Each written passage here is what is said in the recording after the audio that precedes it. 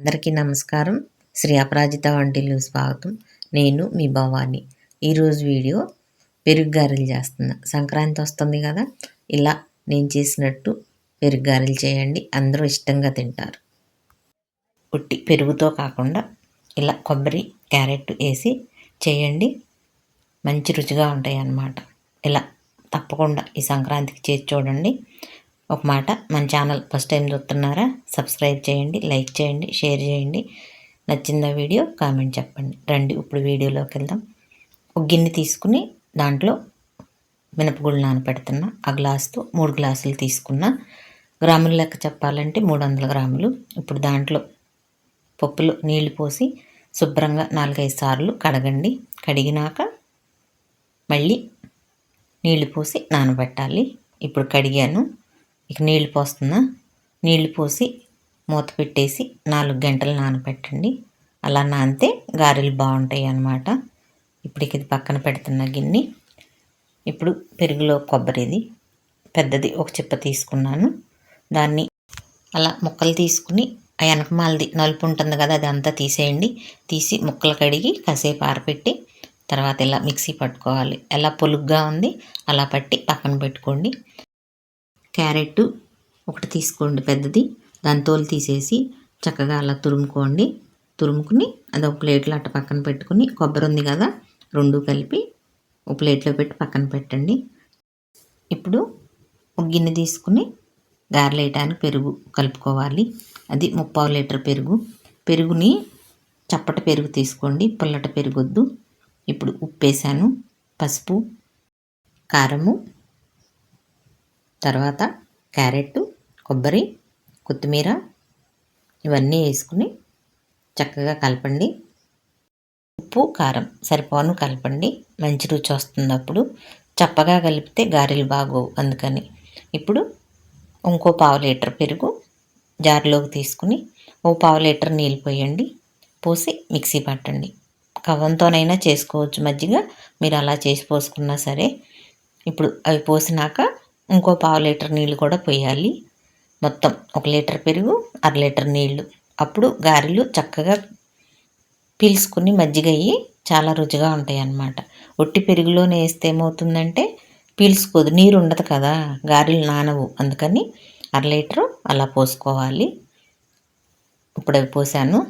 ఉప్పు చాలలేదు, అందుకని ఉప్పు కూడా కొంచెం వేసాను. చూసుకోండి, ఉప్పు చూసుకుని వేసుకోవాలి. ఇలా అంత పలసగా కలుపుకుంటే ఆ మజ్జిగ అంతా గారెలు పీల్చుకుని పెరుగు మిగులుతుంది అన్నమాట. చిక్కగానే ఉంటుంది, బాగుంటుంది. ఇప్పుడు స్టవ్ వెలిగించి బాండీ పెట్టి ఒక 3 స్పూన్ల నూనె వేయండి. కొంచెం ఆవాలు, జీలకర్ర, పప్పులు ఏమీ అవసరం లేదు. అవి వేసి వేగినాక కరివేపాకు, కొత్తిమీర ఇవి వేసి వేగనివ్వండి. ఇప్పుడు అది తీసుకొచ్చి పెరుగులో అలా తాలింపేసి కలిపేయండి. కలిపి మూత పెట్టి పక్కన పెట్టుకోండి. ఇప్పుడు అల్లము, పచ్చిమిరపకాయలు పేస్ట్ వేసి గారెల పిండిలో తర్వాత కలుపుకుంటే బాగుంటుంది. గారెల పిండి వేసేటప్పుడు వేయను నేను, పిండి వేసుకుని తర్వాత కలుపుతాను అన్నమాట. ముందు పేస్ట్ వేసి ఇలా పక్కన పెట్టుకుంటాను. ఇప్పుడు రండి, మినపగుళ్ళు తీసుకుని వాటిని కడిగాను. మళ్ళీ 4 గంటల తర్వాత వాటిని కడిగి ఇప్పుడు నీళ్లు లేకుండా అలా పంపినాక, ఎక్కువ నీళ్ళు వేయకూడదు గారెలకి, అలా అన్నీ గట్టిగా ఉండకూడదు. ఇప్పుడు జార్లోకి కసిని తీసుకుని మిక్సీ పట్టాను. చూడండి, గట్టిగా ఉంది కదా, అలా గట్టిగా ఉంటే గారెలు బాగోవు కదా, ఇంకా కొంచెం మెత్తగా నలగాలి. అందుకని ఇప్పుడు కొంచెం ఉప్పు వేసి 2 ఐస్ ముక్కలు వేస్తున్నా. పిండి వేడిగా తిరుగుతుంది కదా, ఆ వేడి లేకుండా చేస్తుంది ఐస్ ముక్కలు వేస్తే. ఆ చల్లదనానికి కొంచెం పిండి నురుగొచ్చి గారెలు చాలా బాగుంటాయి అన్నమాట. అందుకని ఇలా వేసి చూడండి.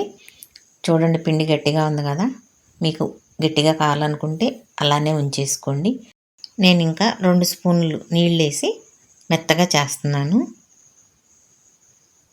ఇప్పుడు అది మళ్ళీ మిక్సీ పట్టుకుని చూడండి పిండి ఎలా ఉందో, అలా మెత్తగా, పిండి మెత్తగా ఉండాలి, అంత పలసగా ఉండాలి. ఇప్పుడు ఆ పిండిని ఒక గిన్నెలోకి తీసుకుని ఈ కుండ పప్పును కూడా ఇప్పుడు ఈ పిండిని ఎలా పట్టుకున్నామో అలానే ఈ పిండిని కూడా వేసుకోవాలి. ఇక ఈ పప్పును కూడా ఇప్పుడు ఆ పిండిని కూడా ఆ గిన్నెలోకి వేసుకుని ఇందాక పచ్చిమిరపకాయ పేస్ట్ వేసి పక్కన పెట్టా కదా, అది ఇప్పుడు కలుపుకోవాలి. అల్లము, పచ్చిమిరపకాయ కొంచెం ఘాటుగా వేసుకుంటే పెరుగు గారెల్లోకి చాలా బాగుంటుంది. విడిగా అంటే అవసరం లేదు.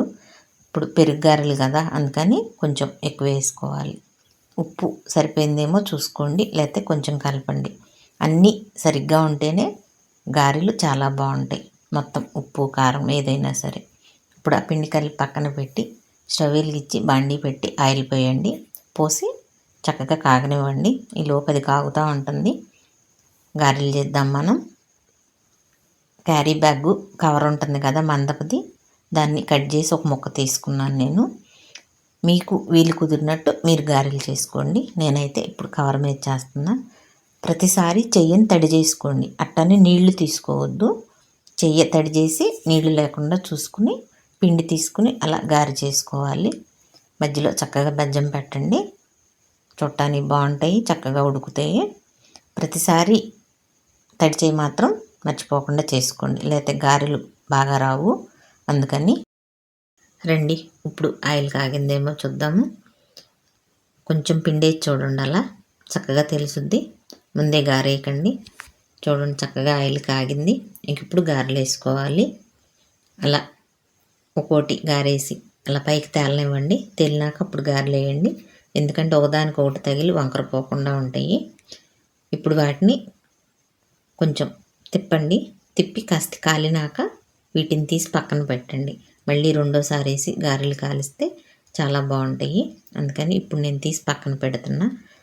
అన్నీ ఇలానే తీసి ఇప్పుడు మళ్ళీ రెండోసారి వేసి ఎర్రగా కాల్చుకోవాలి. అటు ఇటు తిప్పుతూ ఓ పక్కనే వదలకండి, చక్కగా అలా తిప్పుతూ ఎర్రగా కాల్చుకోవాలి. చూడండి ఎంత బాగా కాలినాయో, మంచి రంగు వచ్చినాయి, అంతే చక్కగా కాలినాయి అన్నమాట. ఇలా కాల్చుకుంటే గారెలు బాగుంటాయి, చాలా రుచిగా కూడా ఉంటాయి అన్నమాట. ఇప్పుడు అందుకని గారెలు ఇలా కాల్చుకోండి. చూడండి చక్కగా కాలినాయి. ఇప్పుడు వీటిని తీసి పెరుగులో వేస్తున్నా. ఇప్పుడు మిగతా పిండి కూడా ఉండాది, అన్నీ అలానే గారెలేసి కాల్చుకోవాలి. ఇప్పుడు పెరుగులో గారెలు వేస్తున్నాను. వేసి గరిటెతో వాటిని అలా ముంచుకోవాలి. అప్పుడు బాగా నానతాయి అన్నమాట. అన్నీ అలా లోపలికి అనేసి మూత పెట్టేయండి. ఉండా పిండి కూడా కాల్చుకోవాలని చెప్పా కదా, అవి కాల్చాను. వాటిని కూడా మళ్ళీ పెరుగులో వేసి చక్కగా అన్నీ లోపలికి అనేసేయండి. నేను పోసిన 300 గ్రాములు మినపగుళ్ళకి 20 గారెలు అయినాయి. దీంట్లో నేను 15 వేసాను.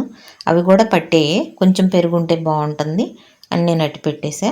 మీకు పెరుగు తక్కువ పర్లేదు అనుకుంటే వాటిని కూడా వేసేసుకోవచ్చు.